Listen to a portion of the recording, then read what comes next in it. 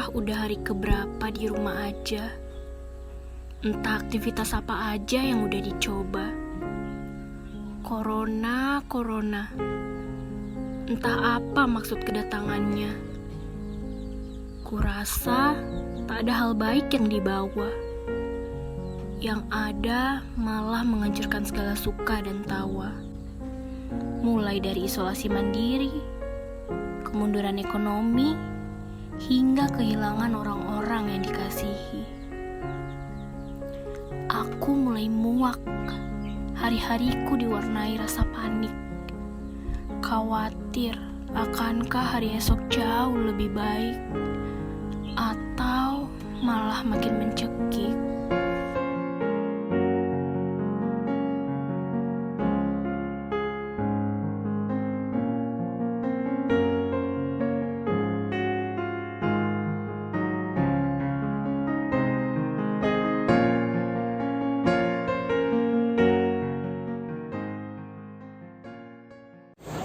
Salam Binasian, selamat Paskah. Kita telah merayakan Paskah di tempat kita masing-masing, di gereja kita masing-masing. Meskipun dengan cara yang berbeda, saya beserta keluarga merayakan di rumah, mengikuti perayaan Paskah dari gereja yang ada di Surabaya. Dan kalian tentu punya pilihan masing-masing untuk mengikuti ibadah online dari gereja masing-masing. Dan saat ini waktunya kita juga merayakan Paskah sesama Binusian melalui media online. Dan cara yang kita gunakan pun sedikit berbeda ketika kita berusaha merelevansikan, mengkaitkan antara Paskah dan kejadian yang sedang kita alami. Atau kalau kalian boleh menyebutnya dalam tema kalian boleh saja menyebutnya COVID-19 dengan Passover. Ya, apa keterkaitan antara Paskah dan COVID-19? Dan panitia dan cukup baik memakai cara berbeda dengan menggunakan cara interaktif, yaitu tanya jawab, tidak monolog seperti biasanya. Oleh karena itu, sekali lagi, melalui pertanyaan-pertanyaan yang akan diajukan oleh panitia, kita akan berusaha merefleksikan Paskah tahun ini dalam suasana yang berbeda, yaitu ketika kita sama-sama mengalami physical distancing karena COVID-19 itu. Kita mulai saja dari pertanyaan yang pertama atau pertanyaan pembuka. Silakan.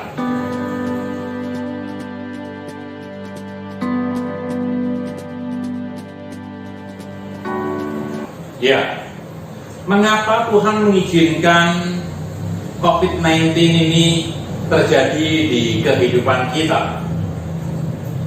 Maka kalau pertanyaan itu diajukan kepada saya secara jujur saya akan mengatakan saya tidak tahu. Sebab siapa yang tahu isi hati Allah? Tidak ada seorang pun yang bisa menebak isi hati Allah. Namun melalui catatan sejarah yang ada di kitab suci kita berusaha mengerti sifat-sifat Allah, tindakan-tindakan Allah terhadap ciptaannya ini. Dan kita berusaha meraba pikiran Allah melalui data-data sejarah yang ada di kitab suci, melalui pengajaran yang dirumuskan oleh bapak-bapak gereja hingga saat ini. Allah yang kita kenal adalah Allah yang Maha Tahu. Maka Dia tahu tentang COVID-19 ini. Dia juga tahu mengapa, apa yang kira-kira akan dialami umat manusia jika COVID-19 ini merebak. Selain Allah Maha Tahu, kita juga mengenal sikap Allah atau sifat Allah yang Maha Kasih. maka kita akan mengerti bahwa setiap tindakan Allah semata-mata didasari atas kemahakasihan Allah, kemaharahiman Allah. Dia tahu yang terbaik yang bisa diberikan kepada ciptaannya. Kalau kita tahu bahwa Allah Maha tahu dan Allah Maha baik, maka pertanyaan berikutnya adalah, kalau Allah Maha tahu sekaligus Allah Maha baik, mengapa hal ini terjadi? Bagi umat Kristen, bahwa segala sesuatu yang dilakukan Allah termasuk penciptaan, tujuannya adalah untuk memuliakan nama Tuhan. Atau dengan kata lain, Allah ingin dipermuliakan di setiap kejadian dan setiap tindakannya. Tidak aneh ketika para teolog merumuskan atau para bapak gereja merumuskan di dalam pengakuan iman Westminster, apa tujuan hidup manusia, yaitu untuk memuliakan Allah dan menikmati persekutuan dengannya. Nah, kita masuk kepada 3 hal tadi. Allah Maha tahu, Dia tentu tahu yang terbaik buat umat ciptaannya, termasuk kita manusia. Dan yang Maha tahu tadi juga Maha kasih, maka Dia menghendaki yang terbaik untuk umat ciptaannya. Nah, Dia Maha tahu, Dia Maha baik. Kalau Dia tidak Maha kuasa, maka Dia mungkin menjadi Allah yang ngenes, karena Dia tahu yang terbaik namun tidak bisa mencegah yang tidak baik. Tapi faktanya, secara teologis kita mengenal Allah Maha kuasa, maka Dia bisa menghambat hal-hal yang tidak baik. Nah, kalau kita melihat ketiganya tadi digabungkan, Allah yang Maha tahu, Allah yang Maha kasih, dan Allah yang Maha kuasa,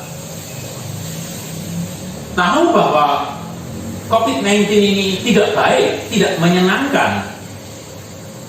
Tentu Allah tidak menghendaki kita tidak sedih atau kita tidak menderita seperti sekarang. Oleh karena itu, 3 sifat tadi menimbulkan dilema. Kalau Allah Maha tahu, Allah Maha kasih, Allah Maha baik, mengapa kejadian yang membuat kita tidak enak, membuat kita menderita, membuat kita tidak nyaman, itu tetap terjadi? Ini berkaitan di dalam teologi dengan istilah teodisi, yaitu bagaimana kita berusaha mengenal, menebak maksud Allah ketika penderitaan itu terjadi. Jadi pertanyaan pembuka tadi cukup baik, ya, mengapa Tuhan mengizinkan hal ini terjadi? Maka jawaban yang bisa saya berikan, saya tidak tahu dengan pasti. Namun yang saya tahu, ketika Allah mengizinkan COVID-19 terjadi, maka semata-mata itu untuk kemuliaannya. Dan Allah cukup Maha tahu, cukup mempertimbangkan hal ini terjadi, dan ini terbaik buat umat manusia, umat ciptaannya. Ya, pasti ada nilai baik, pasti ada tujuan baik. Selain untuk kemuliaannya, ini juga untuk kebaikan umatnya. Itu pertanyaan yang pertama.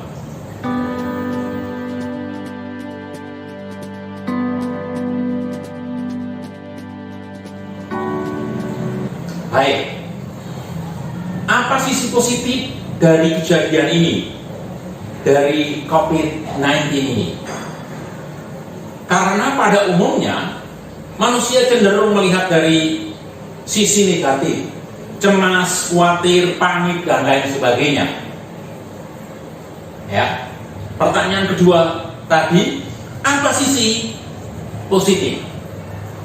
Atau apa benefit yang bisa kita ambil sehingga kita bisa mengatakan yang diambil oleh Allah, tindakan oleh Allah, atau pembiaran hal ini terjadi semata-mata kebaikan.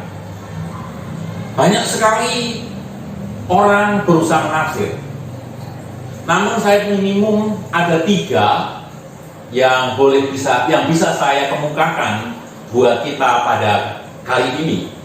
Yaitu yang pertama, ketika beberapa hari yang lalu saya menerima video dari kawan saya di India.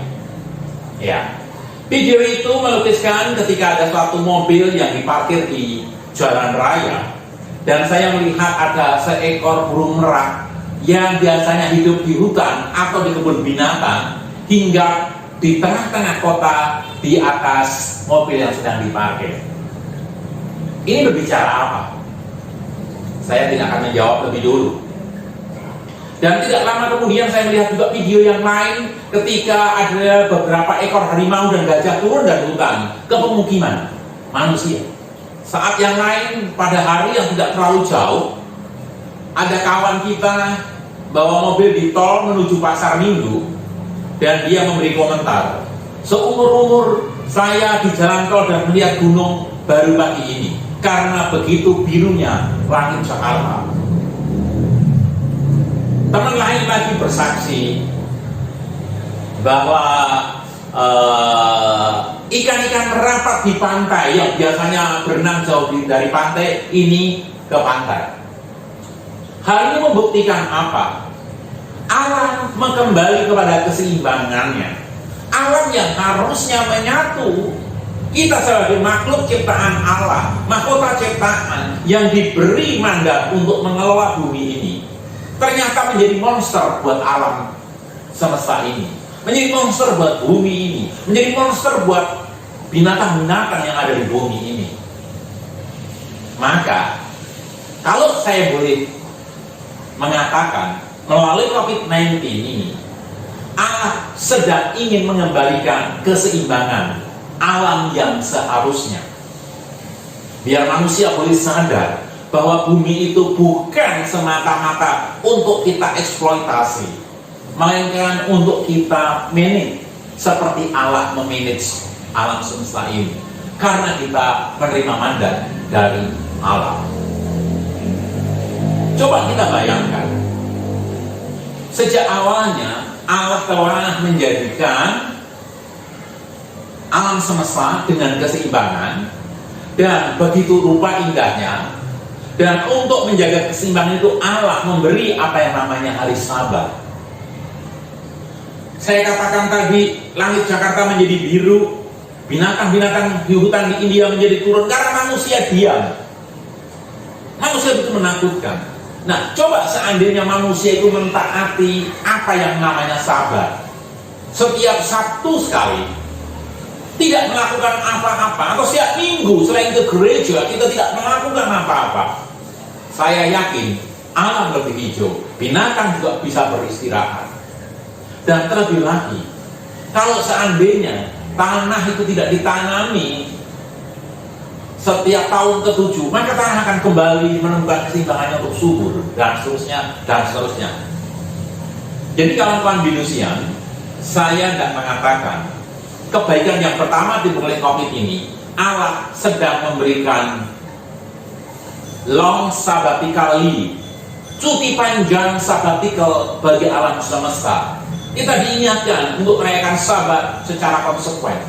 Bukan berarti saya akan terus menganut Adventisme, bukan itu maksud saya. Kalau itu bisa diberikan oleh Allah dan itu baik, mengapa kita tidak lakukan? Sehingga kita bisa menjadi wakil Allah secara bertanggung jawab untuk mengelola alam semesta itu. Ini yang pertama. Yang kedua, istilah physical distancing tidak serta-merta itu bermakna menjadi social distancing. Bukankah sekarang kita merindukan betapa ibadah itu yang selama ini kita anggap biasa-biasa saja, ternyata kita rindukan. Kita rindu teman-teman kita rindu CPK-CPK di gereja, kita rindu bersalaman dengan teman-teman kita rindu meluk teman kita. Jadi, physical distancing tidak serta-merta itu menjadikan social distancing. Bahkan saya memaknai physical distancing ini menjadikan family reuniting. Keluarga-keluarga banyak dipulihkan. Biasanya anak saya yang sulung, alumni BINUS, jadi termasuk BINUSian juga, kalau kerja berangkat pagi sampai malam, setelah itu langsung capek masuk kamarnya. Kalau hari Sabtu, begitu pagi langsung buru-buru pergi temu kangen dengan teman-temannya sesama alumni BINUS, dan pulangnya nanti ngomongnya minggu pagi, langsung gereja dan seterusnya. Jadi komunikasi kami sangat rentan. Itu baru masalah dari sisi komunikasi. Saya belum ngomong relasi. Terus anak yang nomor 2 kuliah di Bandung, yang tidak 3 bulan sekali pulang, yang kalau saya dihubungi lewat WhatsApp selalu sulit. Karena keadaan ini, kami dipaksa untuk berkomunikasi, bukan sekedar komunikasi, berrelasi. Dan saya mengucap syukur kepada kami pulihkan. Ketika saya tidur agak malam dan saya masuk kamar sekitar jam 10-11, anak saya selama ini tidak pernah bercakap-cakap intens, sekarang bercakap-cakap. Bukankah itu yang namanya family reuniting? Dan yang ketiga adalah apa yang disebut social caring. Dulu ketika kita naik Gojek, kita memberi tips atau bonus kepada driver Gojek 2.500 saja. Agak sulit, bukan? Boro-boro kok beri. Kalau bisa kita dapat voucher gratis, bukan? Ya kan? Nah, sekarang tidak. Ketika kita tahu driver Gojek sangat kecil pemasukannya, kita tidak bukan merokok Gojek kita, dengan kesulitan kita untuk memberi tips lebih kepada sopir Gojek ataupun yang satu itu apa? Yang satunya lagi yang dari Malaysia. Oke, saya lupa. Ya. Bahkan saya mau lihat beberapa teman membergerakan masak lebih dan lain sebagainya yang dulu tidak muncul. Beberapa teman lagi beli makanan diberikan kepada sopir Gojeknya dan sebagainya dan seterusnya. Ini tidak pernah muncul ketika keadaan normal. Justru karena COVID-19, alam semesta dikembalikan untuk saling mengasihi, dipulihkan, dan seterusnya. Itu jawaban saya untuk pertanyaan yang kedua. Ada lagi? Oh, iya. Bagian yang kedua, kita dikatakan sebagai manusia lebih mudah untuk merasa cemas, khawatir, panik saat-saat seperti ini. Apakah ini wajar? Menurut saya enggak masalah. Yang jelas ketika orang secara umum memandang kejadian ini secara negatif, mari kita berpikir secara positif seperti 3 contoh yang saya berikan. Jangan pernah memandang negatif karya Allah, karena Allah tidak pernah salah mengambil keputusan dan tindakan. Ya, kalian ingat cerita yang dialami oleh kawan kita Daniel, Sadrak, Mesak, Abednego ketika mereka dibuang ke tanah Babel.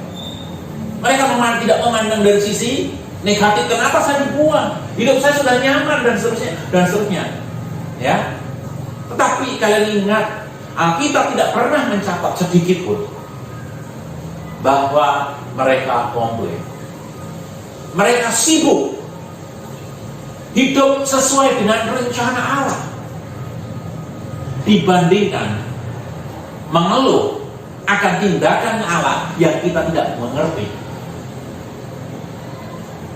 Kalau saya boleh ngomong dalam satu quote untuk apa yang mereka alami, untuk kita bertahan di dalam situasi yang tidak nyaman, untuk istilahnya Sadrak, Meshach, Abednego dan Daniel, untuk tetap bisa bertahan di pembuangan, kita sibuk menghidupi rencana Allah, tinimbang kita komplain dan mengeluh apa yang kita alami. Itu kuncinya supaya kita bisa senantiasa berpikir positif. Sebab saya sangat yakin Allah begitu mengasihi kita. Karena apa? Karena anaknya yang tunggal saja diberikan kepada kita, sehingga menemui kematiannya untuk menebus dosa kita. Apalagi yang lebih besar, karena yang terbesar pun telah diberikan. Maka Rasul Paulus di dalam Roma pasal yang ke-8 ayat yang ke-35 pernah mengatakan, siapakah yang akan memisahkan kita dari kasih Kristus? Penindasankah? Atau kesesatankah? Atau penganiayaankah? Atau kelaparankah? Atau ketelanjangankah? Atau bahaya? Atau pedang? Tidak ada. Kalau nyawa yang diberikan kepada kita, apa lagi?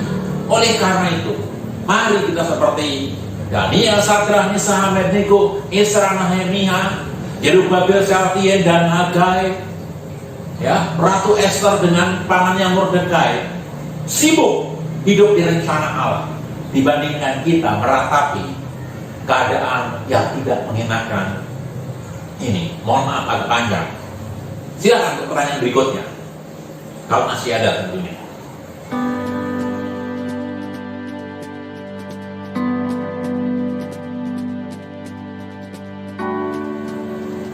Baik, apakah sebagai orang Kristen perasaan takut itu merupakan hal yang wajar untuk kita rasakan?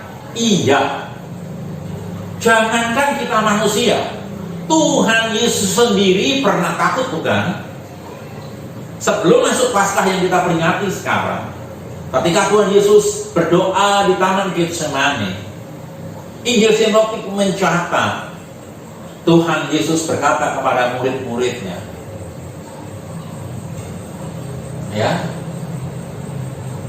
hatiku sedih, mau mati rasanya. Turutlah bersama aku berjaga-jaga. Sebagai manusia, dia juga takut, juga khawatir, hal yang wajar. Namun, sebagai pribadi yang taat kepada Sang Bapa, yang sebelumnya bertakut, khawatir, bahkan dikatakan keringatnya menetes bercampur dengan darah. Secara medis itu adalah karena pecahnya pembuluh darah, karena stres yang luar biasa. Dan dia berdoa, sekiranya mungkin cawan ini lalu daripada, namun jangan kehendakku, melainkan kehendakmu. Kita boleh takut, kita boleh khawatir, kita boleh bertanya kepada Allah, mengapa hal itu terjadi? Namun di balik semua itu, mari kita ingat, Tuhan tidak sedang gambling ketika membiarkan hal-hal yang tidak baik, kesakitan, penderitaan terjadi pada umat tebusannya. Pasti ada rencana di balik itu. Karena tidak komplain, Sadrak, Meshach, Abednego menjadi gubernur wilayah, Daniel menjadi perdana menteri 3 raja berturut-turut. Nehemia yang dulunya hanya juru minuman raja menjadi seorang bupati yang memimpin pembangunan tembok Yerusalem beserta Israel. Ratu Esther dengan pamannya Mordekai bersama-sama membebaskan orang Israel dari ancaman genosidal. Juga Hagai beserta Yerubabel bin Salatiel pulang untuk membangun bait Allah. Yusuf untuk menyelamatkan keluarganya. Ini orang-orang yang selalu melihat rencana Allah, tindakan Allah pasti benar. Karena apa? Karena karakter Allah yang mengatasi tidak mungkin tinggal. Ayub yang pertama juga gak mengerti akan tindakan Allah yang membiarkan dia menderita, dicobai oleh iblis. Di akhir pernyataannya, akhirnya Ayub berkata demikian. Dan dulu dari orang aku mendengar tentang engkau, sekarang aku melihat engkau dengan mataku, menjadi mengenal Allah. Sekali lagi, tidak mungkin Allah salah mengambil keputusan. Sudah cukup panjang. Masih ada lagi? Oh, 2 lagi. Baik, silakan.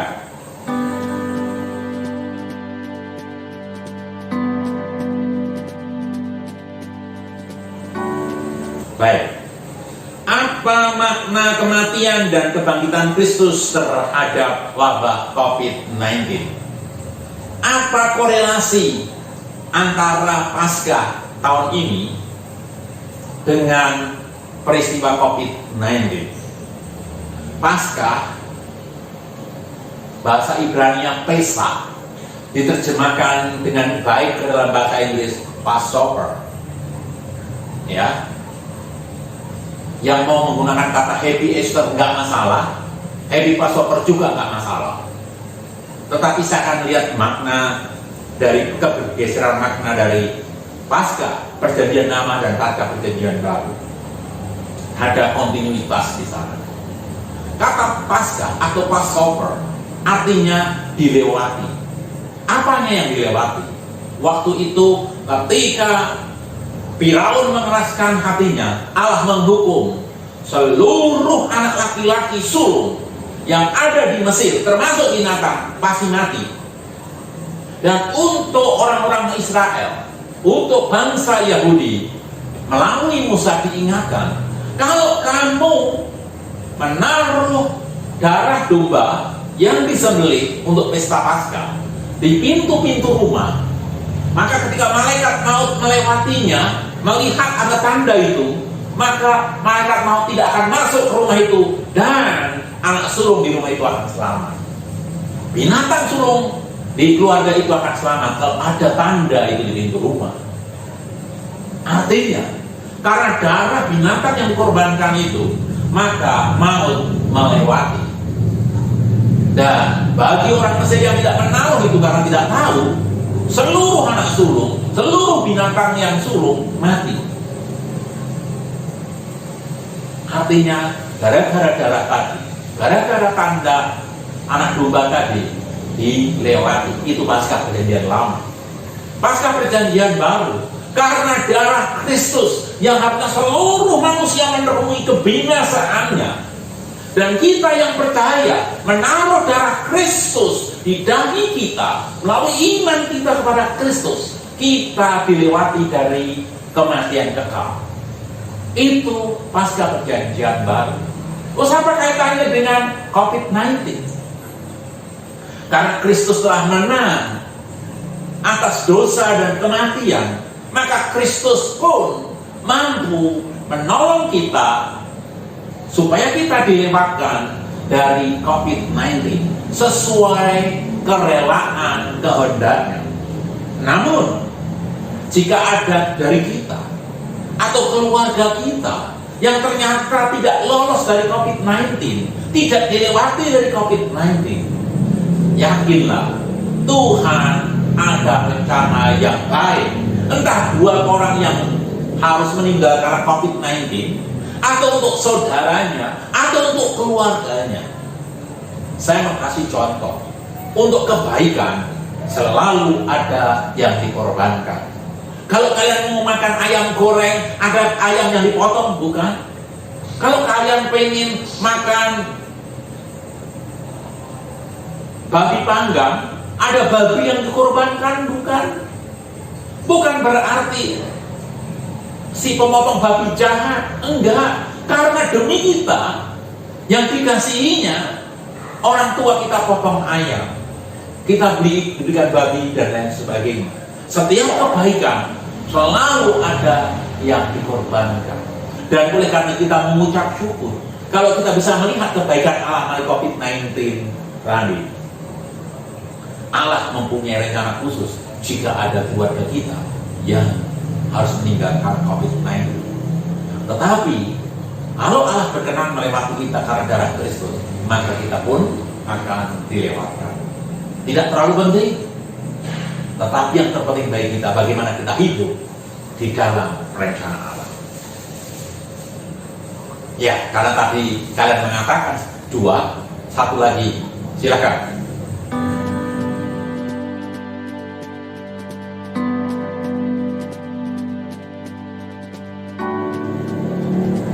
Oke, apa pesan Bang Yunas untuk semua orang yang menyaksikan video ini, khususnya mahasiswa Kristen dalam masa self quarantine atau physical distancing ini?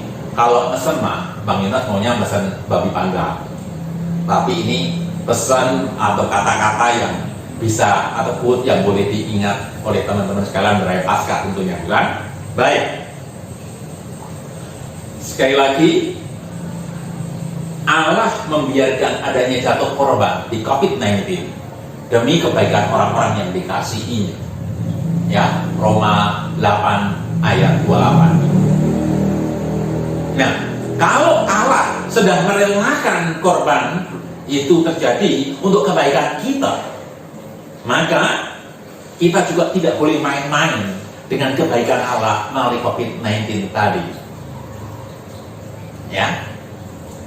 Oleh karena itu, selama menjalani self quarantine, selama menjalani physical distancing, mari kita memanfaatkan waktu dan kesempatan ini sebaik mungkin. Ya, kalian bisa menemukan sekarang gara-gara COVID-19 ini, gara-gara physical distancing, banyak kursus online yang bersertifikat yang diberikan secara gratis. Kemarin saya baru memforward Oracle programming gratis kepada anak saya. Artinya sewaktu itu harus membayar uang jutaan untuk boleh sertifikat, sekarang gratis. Ini kesempatan buat kamu yang dulunya kamu banyak distraction untuk keluar oleh teman-temanmu. Sekarang kalian punya waktu, punya uang yang tidak perlu bayar uang untuk membayar. Gunakan untuk mengikuti online training yang gratis dan bermanfaat dibandingkan kalian menghabiskan waktu kalian dan menyesali kenapa nggak boleh keluar rumah. Ya. Yang kedua, tadi saya menyebut ada family reuniting. Oleh karena itu, gunakan waktu yang ada untuk ngomong, untuk berbicara, untuk komunikasi, untuk berrelasi dengan papa mama, dengan kakak adik kita, dengan sepupu kita lewat WhatsApp atau lain sebagainya. Gunakan sebaik mungkin, karena nanti kalau keadaan kembali normal, kalian sudah distracted dengan kesibukan kalian. Gunakan sebaik mungkin. Jangan menyesal, sampai menyesal nanti kesempatan ini lewat, COVID-19 itu lewat, kalian baru kenapa nggak gunakan waktu sebaik mungkin. Rasul Paulus pernah menulis kepada jemaat di Efesus, be imitator of God, Efesus 5:1. Jadilah penurut Allah seperti anak-anak kekasih dan menjadi imitator Allah. Salah satunya adalah gunakan waktu yang ada, karena waktu-waktu adalah jahat. Kalau terjemahan aslinya, gunakan kairos yang ada, sebab hemera adalah jahat. Gunakan kesempatan yang ada. Nah, kesempatan yang ada sekarang saat social distancing, bisa nyari training yang gratis, family reuniting, relasi diperbaiki. Inilah waktunya. Sehingga ketika Allah memberikan Paskah yang istimewa dengan peristiwa COVID-19 ini, COVID-19 and Passover tahun ini, kita bisa nge-grab rencana Allah di dalam hidup kita. Dengan demikian, Paskah tahun yang akan datang, kalian akan teringat bahwa Paskah tahun ini kita merayakannya dengan cara berbeda untuk memperoleh makna yang berbeda. Saya mengucap syukur ketika melalui ibadah di rumah kami lebih mempersiapkan diri.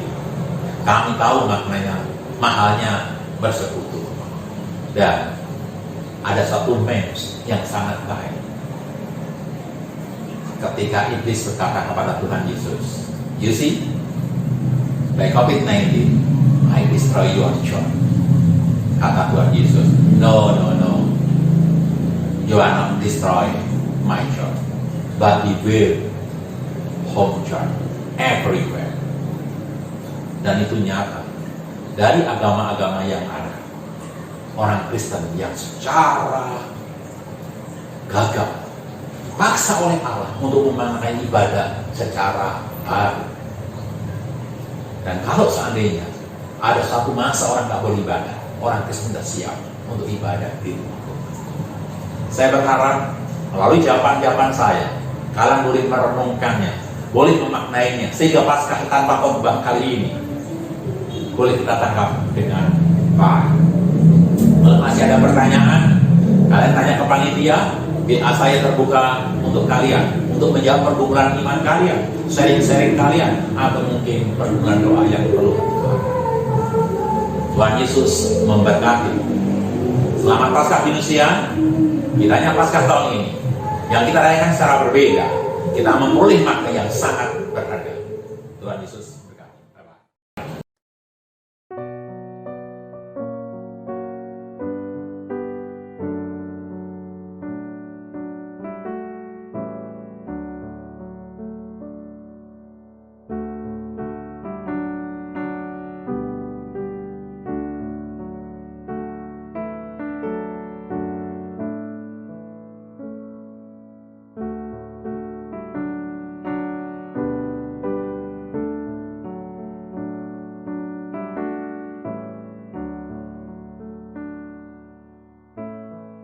Aku yang terbatas mencoba menyelami pikirannya yang sangat luas, menilai bahkan menghakimi baik buruknya kejadian ini, dan terus berkeluh kesah tanpa henti.